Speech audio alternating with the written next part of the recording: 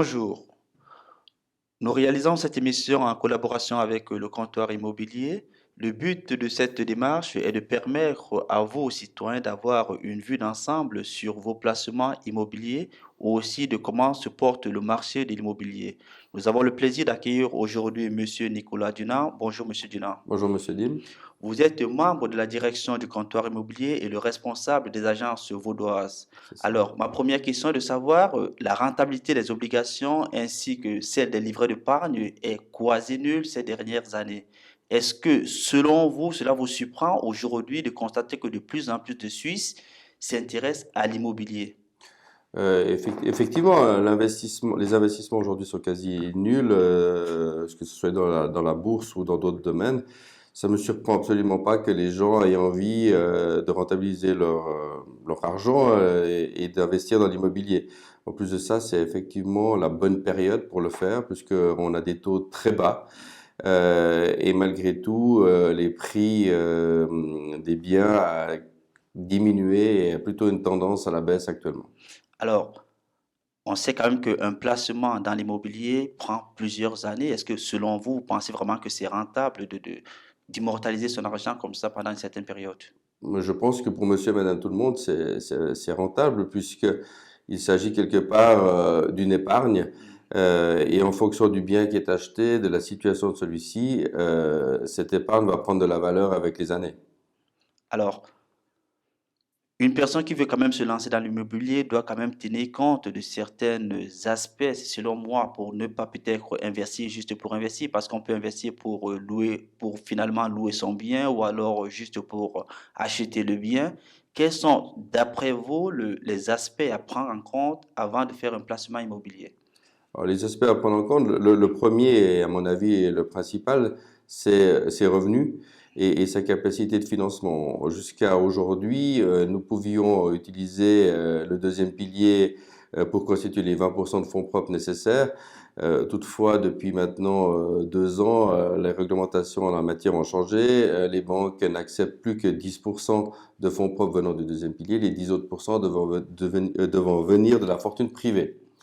Par conséquent, il est important avant de tout achat d'aller voir un professionnel de l'immobilier, de se renseigner et d'être certain que cet achat est possible. Alors, mais concrètement, qu'est-ce que la personne doit faire? Alors, concrètement, C'est-à-dire au-delà du fait que la personne ira peut-être voir un conseiller immobilier, mais concrètement, il y a quand même il y a quelque chose à prendre en compte, je ne sais pas, l'emplacement de son bien, il y a quand même des choses à prendre en compte.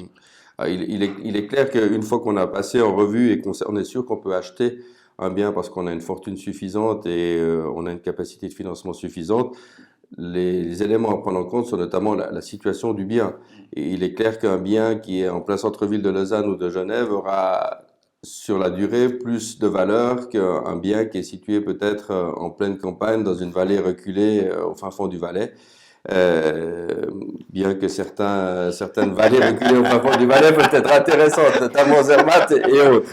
Mais ça, c'est la première chose à prendre en compte. La deuxième chose à prendre en compte, et notamment si c'est un bien nouveau, c'est la qualité de construction, c'est les prestations qui sont fournies avec l'achat de ce bien. Je pense notamment à la valeur de la cuisine, à la valeur du carrelage, à la valeur du parquet, aux éléments énergétiques qui peuvent être mis dans ce bien. Ça, je pense que c'est très important parce que on évite ainsi de trop grosses plus-values parce que on sait, monsieur et madame tout le monde, quand ils investissent, souvent c'est l'investissement d'une vie, donc ils ont tendance à toujours rajouter des choses et il est important au départ de connaître les prestations fournies par le promoteur.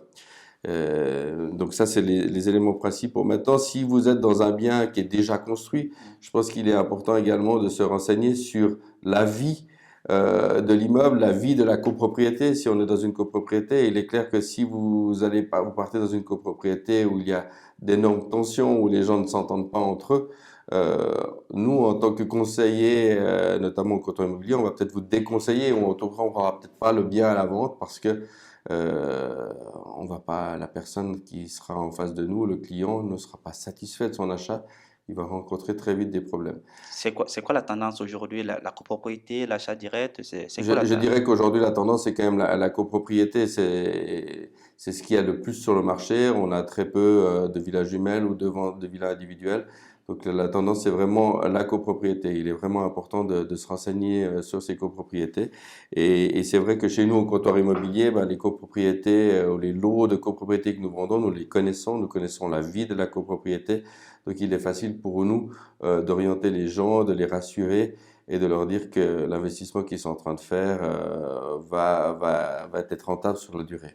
Alors, on le sait par exemple, lorsque nous sommes jeunes, nos plans de vie, c'est souvent se marier, avoir des enfants, avoir une bonne situation professionnelle et acheter également avoir une maison.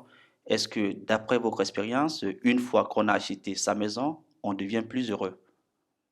On est toujours plus heureux. On a un logement, on est chez soi, on peut faire les investissements qu'on veut à l'intérieur de ce bien-là.